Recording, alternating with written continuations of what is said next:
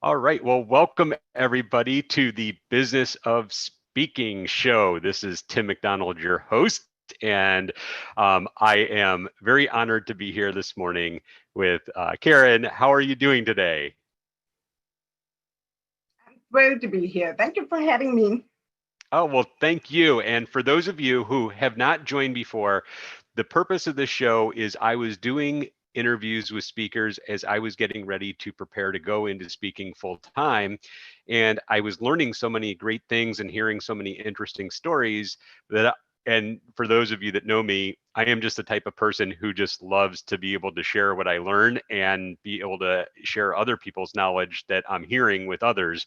And so it brought the idea to, instead of me just having these one-on-one conversations, to actually open it up and go live and have these conversations. And the main purpose is of the Business of Speaking is really to become a community for speakers, by speakers, to come together where they can share, learn, and grow their business together. So, with that being That said, community. As you it know, being a speaker can be so lonely at times. very well can Right, be. having this community.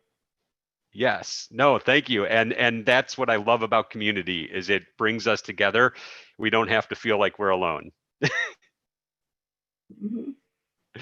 So the thing I like to do, Karen, to get started is ask you, kind of tell us your story of how you got started in speaking.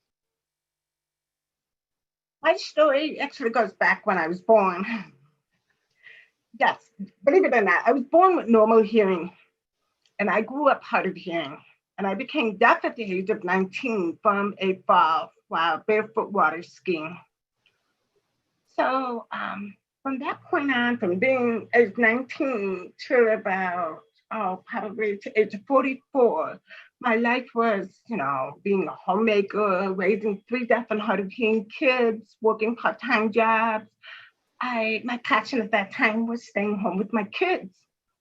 And then in 2009, I started a job as a salesperson. And that involved a lot of speaking to groups.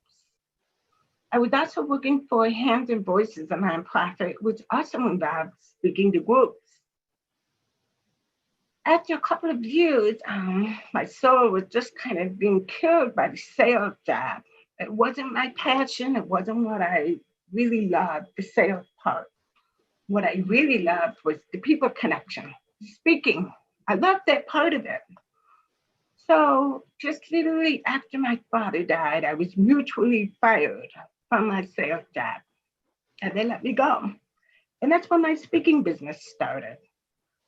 And I've been speaking ever since. And it's really kind of funny because I now speak for the company that let me go. So I always tell people never burn any bridges. Those bridges are the key to your speaking, keeping those bridges up and built. So I've been speaking for several years now, and I absolutely love it. I have come to a point where in November, I was on returning home from an absolutely successful, fantastic, wonderful speaking gig, and I realized I didn't want to travel anymore. I was all traveled out. But as you know, and I know, you have to pivot. And it's funny because the coronavirus has made many of us pivot in different ways that we didn't expect. For me, it was welcome because I love nothing more than going in my little corner and turning on Zoom, turning on my webcam, and still be able to speak. And an hour later, I'm in my backyard enjoying the day. So for me, this coronavirus pivot was a wonderful thing for my speaking because it really lined up with my desire of not wanting to travel as much anymore. Well, and you were kind of ahead of the time. I think things line up when you unexpectedly, expect them. I know for many speakers that I've talked to, they have not enjoyed this time of being forced to speak online. Many of them are uncomfortable with it. For me, I have been working virtually for 10 years now. So for me, it was just another day. I've been using Zoom for many years. So for me, it was just another thing that I had to do, just another day, in other words. But I know for many speakers out there, it's been a struggle. They have not enjoyed the screen time. Oh, Well, let me ask you, going back, I want to come back to that aspect, but going back to when you know, got fired and sales wasn't your passion. When you know, what was it that, and I know you said you love connecting with people, but what was it that kind of, you know, made you think that you wanted to become the speaker instead of doing something else? because I, gosh, I think it's inborn in many speakers. When that moment you get up, you may be nervous. There may be butterflies, and those are good. But the moment you get up on that stage in front of people, it's a magical moment. It's a moment of connection. It's a moment where you take your stories, your knowledge, your experience, and you connect with that audience. And it's magical. And if you're a true speaker and inborn and you know it and you're lined up with that passion, you feel it. You embrace that moment. And I think it's true for many speakers. You know, from the moment they're on the stage or with the group to the moment they leave it, that's passion. You feel it, you embody it, you live it. And what do you feel you've learned the most since you first started speaking to now? I mean, I know you made the pivot of not traveling and going online, but you know, what have you know, if you look back on when you first started to today, you know, what do you wish you knew back when you started compared to where you're at today? Wow. I was really, really lucky. At the very beginning of my speaking, I met with Chad Hymas. Most of you know Chad. Um, and Chad is a speaker who is well known, travels worldwide, happens to use a wheelchair, quadriplegic. And I met with Chad. And Chad, just meeting me for that 1 hour, inspired confidence in me. Because he said to me, you know, get up there and you be you. That is your selling point. When you try to be a speaker like somebody else, you often fail or come up short because you're not speaking from the heart. You're not speaking authentically you. And so that advice from him empowered me right from the beginning to just own my own path, own my journey. So when I come up there and I share from the heart and I share from where I'm coming from. The first time I got hired by a $1 billion corporation, I was nervous, but I remembered that advice. Just going there, I know my stuff. They have never seen me before.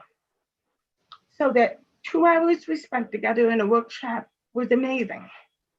And the person that hired me, I didn't know this at the time, the person that hired me was this close to leaving his job.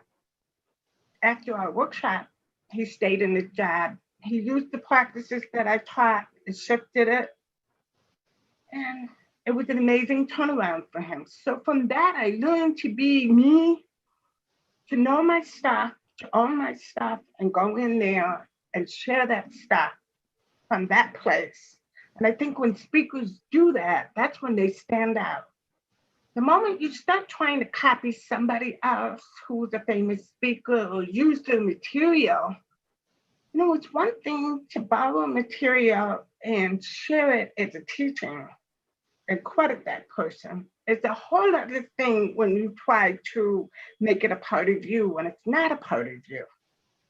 So I think for speakers, it's really important to own your own stuff when you get up there and speak. You need to speak from a place that's real, that's raw, and that's you. That is so powerful.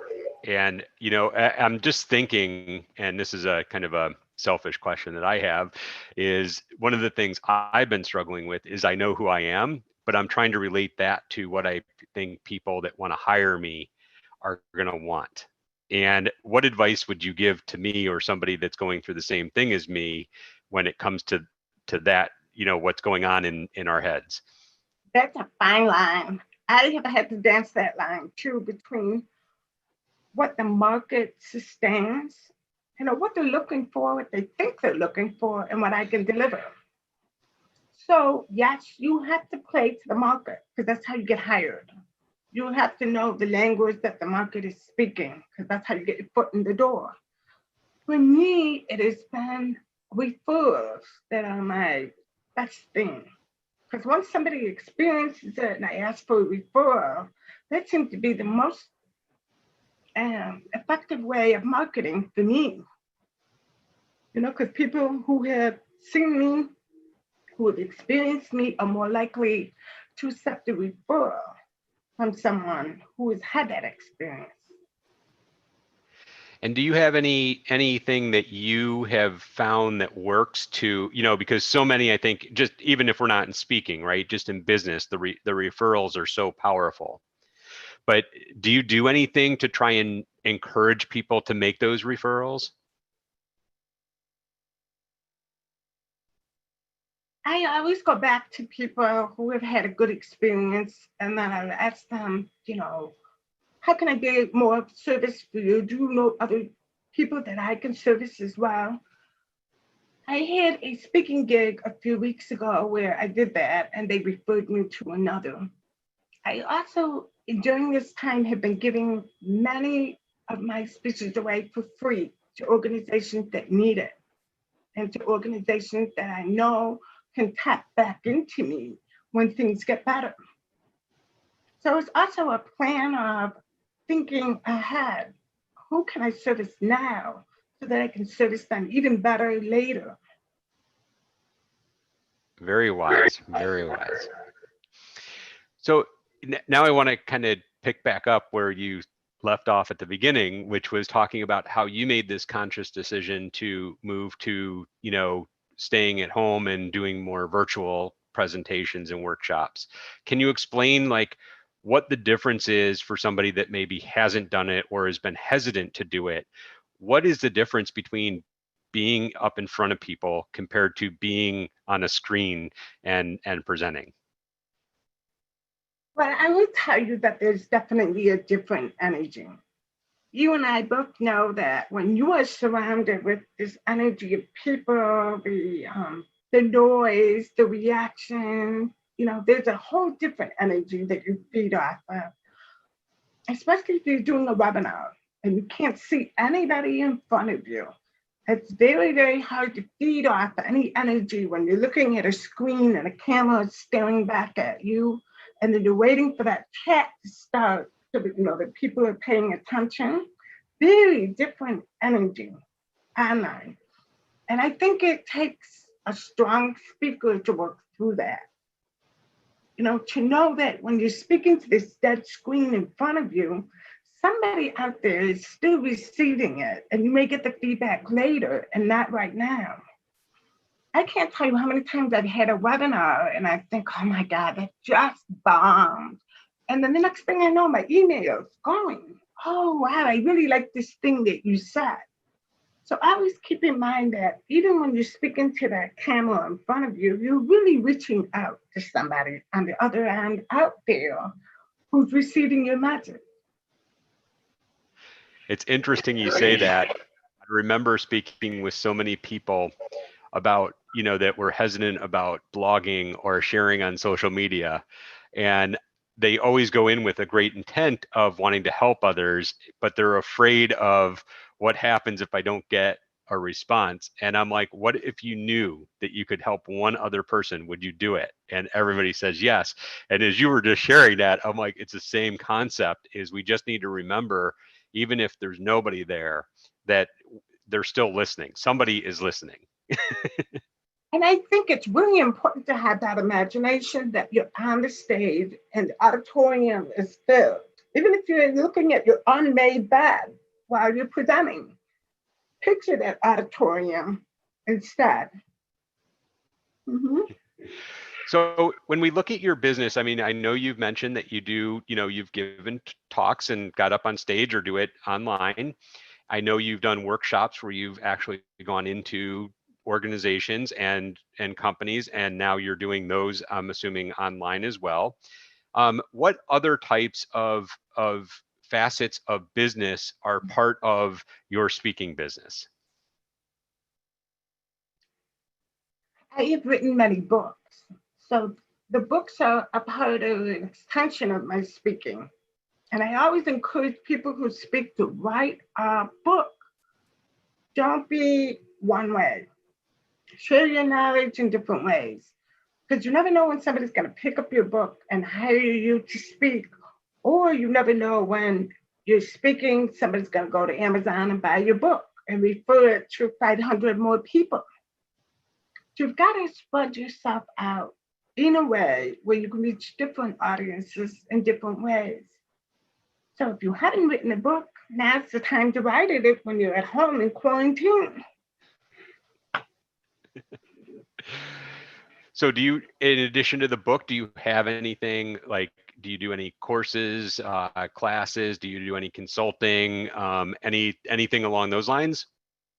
I also have courses. Yeah, that's another thing that you can do to branch out. Mastermind, teach other speakers, teach other people your craft.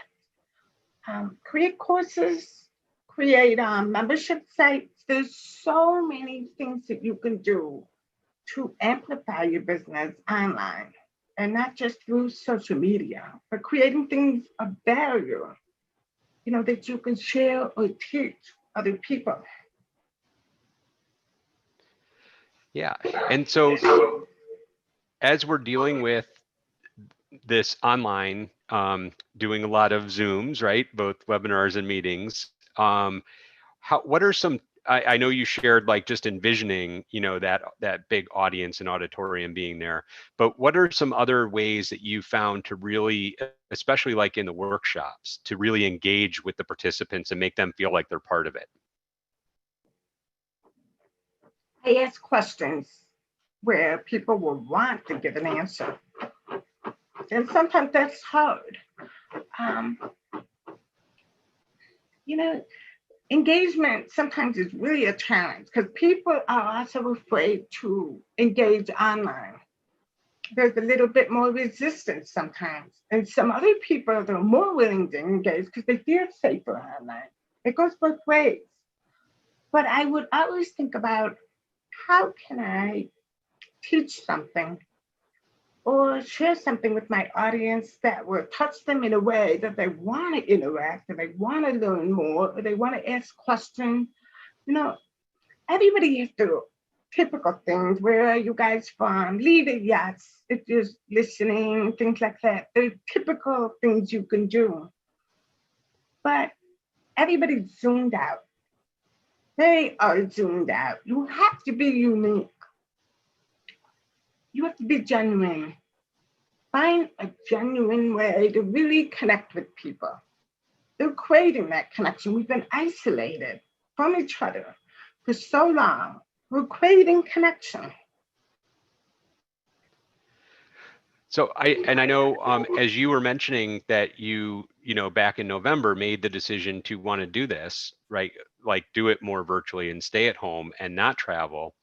And now the rest of the world is forced to do that. How do you see it changing? Kind of the I way might be the that, first one back on a plane. Who knows? yeah. Well, that's kind of my question is, how do you see this kind of changing as, in the future, as events and conferences and businesses, start getting back into having people come together and get that connection that we've all been missing for a while. How do you see that changing your business and how you work with the people that are hiring you? Here's the good news. Pandemics always end. In the history of man, we've had pandemics. They have always, always had an ending. I envision a day we will go back to what we quote is normal. This will become a memory at some point. It's just the nature of us, the nature of human beings. We must get together, we must gather. And we will, we will. This has been a wonderful time of pause for many of us to reflect, to redesign our businesses, to figure out how to serve better. So we have gotten some gain from this. And I'm slowly seeing people are starting to plan retreats. They're starting to postpone the, things to fall. And I would bet by fall, we're going to have a lot of speakers back in airplanes and people gathering. They may be a little more cautious. There may be elbows, touching, that kind of thing. More masks, which for me is a nightmare. Have you ever tried to lip read a mask? It doesn't work for me. Well, I can honestly say that I know from knowing you in the past that you have taught me so much about how we connect with everybody, not just a few people that are like us. And we go back quite a few years. I'm trying to remember how we first connected. Probably SOB from or maybe SobCon, maybe it was, and Social yeah, Media Club many years Chicago, and ago. yep, yeah. How about you? What's been your biggest challenge in all of this? Well, my biggest challenge is people didn't know me as a speaker when this all started. And I was literally, I had just quit a job. I was ready to, I had a speaking gig down in Cancun at the beginning of March. I went and did that. I came back and I was all ready to start. I was already starting to talk with friends of mine who were speakers and just getting their advice for how I could kind of grow my business when all this started happening. And then I started helping produce virtual events. And I co-produced an event with 40 speakers over 5 days. And in the green room, before they went live, I got to meet a lot of these people. A lot of them I didn't know. But what was interesting to me was just how their businesses were changing. And some were doing well, some were devastated, and some were really having to make some major changes. And it just gave me the idea that, you know, like we said at the beginning, I mean, speaking can be such a lonely business because you're on your own. And I'm like, if I'm getting all this great information, I'm sure that there's other speakers that are going to want to know this information. And so I went from really trying to position myself as a speaker to being, as you said, knowing what I know and knowing what I'm good at is how I bring people together around a certain purpose. And so that's kind of how I've kind of pivoted. I still love getting up in front of people. I still love, that the energy and the reaction that you get. And I love doing workshops where you get that really develop a relationship over a period of time. So I'm looking forward to the day that comes back, but I'm not trying to push it or force it. And I'm not trying to say, hey, hire me online to do it. I'm just saying, here's what I'm just taking this time to absorb all this information, to be able to share it with others, and trusting where those connections and where those relationships are going to lead. I think you have done an amazing thing. Maybe you would have never done this had this not happened. So this is giving you a very unique aspect of your business that you would have never considered before. So that's a blessing. Mhm. And you were so right about the loneliness. I mean, after speaking to 500 and then going to a hotel, it's like, who understands this? You know what I mean? Another speaker gets it. And some of us thrive. I'm an introvert. So I love the moment that I can get into the hotel bed and just, chill because I'm introverted. After having people, you know, too many hours in my day, I look forward to my alone time. But being able to connect with another speaker who gets what you're going through, that's priceless. Well, as we kind of wrap up here, and for those of you who haven't listened before, I always like to have our speaker kind of give how they can get in contact with, but then we we stop the live recording and I stay on with the speaker to ask them one other question, that you can go to speaking.business and sign up for the email subscription and be able to get exclusive content for the information that we're not sharing publicly. So I will ask Karen to stay on after she gives us this information, but please visit speaking.business and sign up to join our community, and you'll be able to get this exclusive content coming up. So Karen, how can people get in touch with you? Where can they find you? That sounds good. And just before we wrap up, I really wanted to share my book with your audience because this is called Unwrapping Your Passion. But the reason I want to share it is because sometimes we lose our passion for what we do. And that book will help you revive that back up. Mm-hmm. And so if you want to reach me, you can reach me at Karen@agelesspassion.com. And I'm always happy to help. And do you have a website or social media that they can? Agelesspassion.com. Perfect. Perfect. Well, Karen, thank you so much for being with us today, sharing your journey, sharing your passions with us. It just comes through and when you share it. So thank you for being a guest on The Business of Speaking with us today. Thank you for having me. Yeah, and thank you to the interpreter for interpreting. Yes, thank you. All right.